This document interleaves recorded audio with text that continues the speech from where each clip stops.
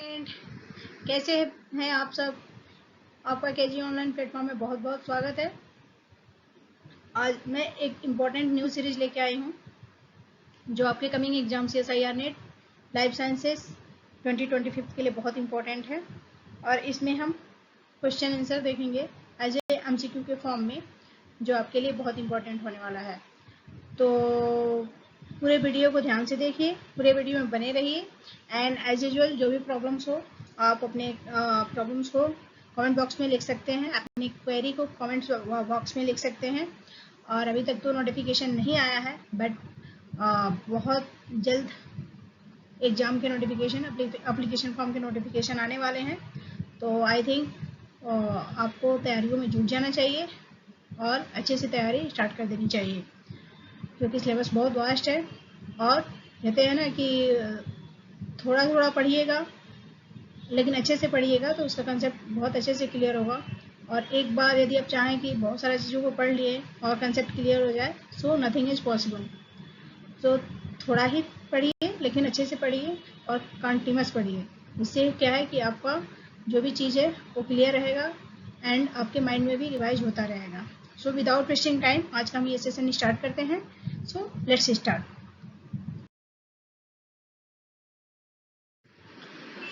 आज ये जो क्वेश्चन है आपका सेक्शन बी के लिए भी इम्पोर्टेंट है एंड सेक्शन सी के लिए भी इम्पोर्टेंट है।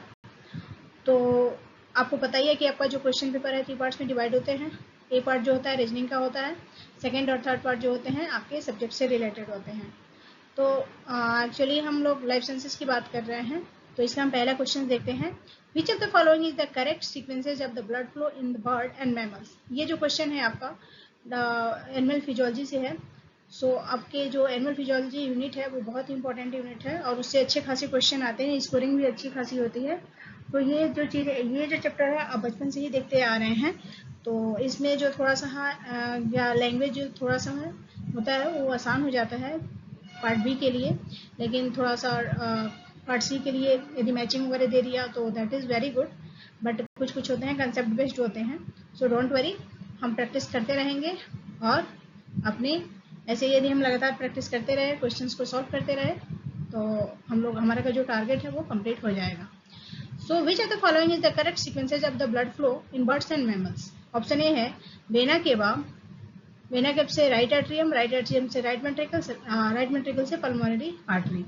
जो ब्लड का फ्लो होता है मैमल और बर्ड्स में वो किस वे में होता है, तो वेना केवा से होते हुए राइट एट्रियम में जाता है, राइट एट्रियम से राइट वेंट्रिकल से पल्मोनरी आर्टरी। बी जो ऑप्शन दिया है वेना केवा राइट वेंट्रिकल से right atrium then pulmonary artery. Option C जो दिया है vena cava pulmonary artery right atrium and right ventricles. Option जो डी दिया है vena cava right atrium right ventricles and pulmonary artery. So correct option जो है वो क्या है, ऑप्शन ए है वेना केवा, that is the right atrium right ventricles, vena cava right atrium right ventricles and pulmonary artery. Option A और option D दोनों में सेम हो गया है, तो दोनों सही है क्योंकि सेम ही है, थोड़ा सा यहाँ रिपीट हो गया है, sorry for that. But option A और जो डी है वो करेक्ट है। ब्लड का जो फ्लो होता है मैमल में वेना केवा से होते हुए राइट एट्रियम में जाता है, राइट एट्रियम से राइट वेंट्रिकल और राइट वेंट्रिकल से जो है पल्मोनरी आर्टरी में जाके ब्लड का फ्लो कंप्लीट हो जाता है। Now moving to next question. आपका अगला क्वेश्चन है which of the following events occur at the end of the period of ventricular injection. जो इसमें कौन सा इवेंट है जो वेंट्रिकुलर इंजेक्शन के समय कंप्लीट होता है, होता है। ऑप्शन ए है pulmonary valve closes, option B है artery valve closes, option C है pulmonary vena cava open and option D है pulmonary valve open. So correct option जो है ऑप्शन ए है, that is the pulmonary valve closes. ये जो है कब होता है, जब ये जो है वेंट्रिकुलर इंजेक्शन का जो पीरियड खत्म होने वाला होता है तब होता है। तब क्या होता है, पल्मोनरी वॉल्व जो है वो क्लोज हो जाता है। Now moving to next question. आपका अगला क्वेश्चन है fluid exudation in the tissue in the acute inflammatory reaction is due to. Fluid exudation जो होता है टिश्यू में एक्यूट इन्फ्लेमेटरी रिएक्शन किसकी वजह से होता है? Increase the vascular permeability, decrease vascular permeability, increase articular permeability and decrease the articular permeability. So correct option जो है ऑप्शन ए है, इंक्रीज वस्कुलर परमेबिलिटी। जब वस्कुलर की परमेबिलिटी इंक्रीज होती है तब उसमें फ्लूइड का एक्सुडेशन टिश्यू में एक एक्यूट वे में होता है। Now moving to next. आपका अगला क्वेश्चन है, circulating testosterone is mostly present in bound form. जो सर्कुलेटिंग टेस्टोस्टेरोन होते हैं वो बाउंड के फॉर्म में प्रेजेंट होते हैं। Which of the following protein binds quickly to the major amount of circulating testosterone. अब इसने पूछ रहा है कौन से जो प्रोटीन है वो बहुत ही कम में टेस्टोस्टेरोन से बाउंड होती है। कब? जब वो सर्कुलेशन के फॉर्म में होता है। ऑप्शन ए है केराटिन, ऑप्शन बी है फाइब्रिनोजन, ऑप्शन सी है एल्ब्यूमिन एंड ऑप्शन डी है टाइलिन। सो करेक्ट ऑप्शन जो है ऑप्शन सी है, दैट इज एल्ब्यूमिन। एल्ब्यूमिन जो होता है टेस्टोस्टेरोन से बाइंड करता है जब वो सर्कुलेशन के फॉर्म में वर्क करता है तब। Now moving to next question. आपका अगला क्वेश्चन है, for efficient translation of certain eukaryotic messenger RNA under many physiological and pathological stress conditions.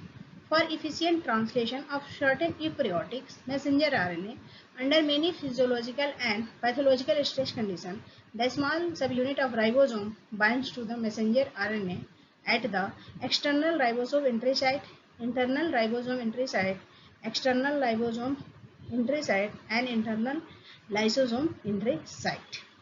So correct answer जो है वो है internal ribosome entry site, that option B जो है वो करेक्ट है। जब मैसेंजर आरएनए जब यूकेरियोट्स में पहुंचते हैं वहां पे जब ट्रांसलेशन प्रोसेस स्टार्ट होता है तो वहां पे जो होता है इससे किससे बाइंड होता है, that is the internal ribosome entry sites में जाके ये प्रोसेस स्टार्ट होता है और वहां पे ये बाइंड करता है। Now moving to next question. आपका अगला क्वेश्चन है, an elongation factor EETS serve mainly to. Elongation factor EFTS कब वर्क करता है?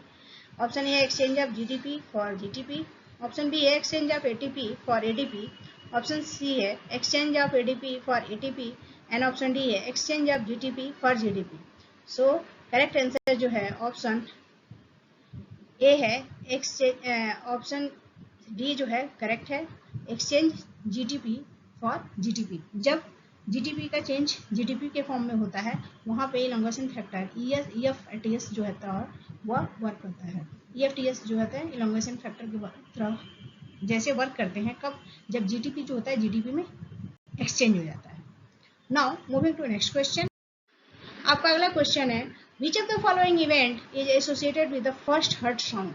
जब फर्स्ट हार्ट साउंड होता है, आपको पता है कि जब कोई भी वुमेन प्रेग्नेंट होती है ड्यूरिंग प्रेगनेंसी जब अल्ट्रासाउंड होते हैं तो उस समय जो होता है बच्चे का साउंड हियर किया जाता है विद द हेल्प ऑफ जो अल्ट्रासाउंड वगैरह होते हैं उससे। तो इसमें पूछ रहा है which of the following events is associated with the first heart sound. Option A है closing of the AV valves, option B है opening of the VA valves, option C है closing of the AV valves and option D है opening of the AV valves। So correct option जो है option C है closing of the AV valves। AV valves जो बंद होता है उस समय जो होता है वो यानी क्लोजिंग ऑफ AV valve जो होते हैं फर्स्ट इवेंट होते हैं किसका, हार्ट साउंड का। हार्ट साउंड का जो पहला प्रोसेस होता है वो क्या है, closing of the AV valves। Now moving to next question. आपका अगला क्वेश्चन है, new Darwinism suggested evolutionary concept by Darwin theory of natural selection plus Mendelian inheritance. Option B है Darwin theory of natural selection plus theory of Lamarckism, option C है mutation theory plus Mendelian inheritance and option D है Darwin theory of natural selection plus mutation theory. So correct option जो है वो option D है, Darwin theory of natural selection plus mutation theory. ये जो है new Darwinism के जो कंसेप्ट थे उसके द्वारा सजेस्ट किया गया था। Now moving to next question. आपका अगला क्वेश्चन है, when an allele at one locus spread by natural selection acting an a second locus known as, जब एक एलील स्प्रेड करता है बाय नेचुरल सिलेक्शन के प्रोसेस के द्वारा तो उस समय उसको क्या कहा जाता है? When an allele at one locus spread by natural selection acting on a second locus known as hitchhiking, option B है रनवे, ऑप्शन सी है genetic load and option D है over dominance. So correct option जो है वो है option A है, that is हिचकिंग।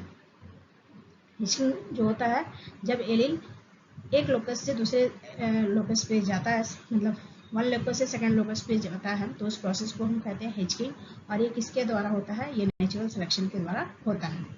Now moving to next question. आपका अगला क्वेश्चन है neutral theory of molecular evolution is given by. Neutral theory जो मॉलिक्यूलर इवोल्यूशन का वो किसके द्वारा सजेस्ट किया गया था, किसके द्वारा दिया गया था? Option A Charles Lyell, option B है मोटो किमोरा, ऑप्शन सी है James Hutton and option D है Carolus Linnaeus. So correct option जो है ऑप्शन बी है, that is the Motoo Kimura के द्वारा neutral theory of molecular evolution दिया गया था। Now moving to next question. So आज हमने कुछ इंपॉर्टेंट क्वेश्चंस देखे जो आपके कमिंग एग्जाम के लिए इंपॉर्टेंट होने वाले हैं, और ये आपका टारगेट सीरीज है, तो प्लीज एटलीस्ट 10 to 12 क्वेश्चन एक दिन तो हम प्रैक्टिस कर ही सकते हैं। इतना मिनिमम रखा जा रहा है। जब आपके फॉर्म्स वगैरह आ जाएंगे तो हम लोग मैक्सिमम सॉल्व करने की कोशिश करेंगे, बट कम से कम इतना आप प्रैक्टिस डे बाय डे कीजिए, और मैं भी ऐसे ही वीडियो बनाती रहूँगी। तो यदि सेशन अच्छी लगे तो लाइक कीजिए, शेयर कीजिए, सब्सक्राइब कीजिए एंड कमेंट कीजिए। Thank you everyone, take care, have a good day, thank you.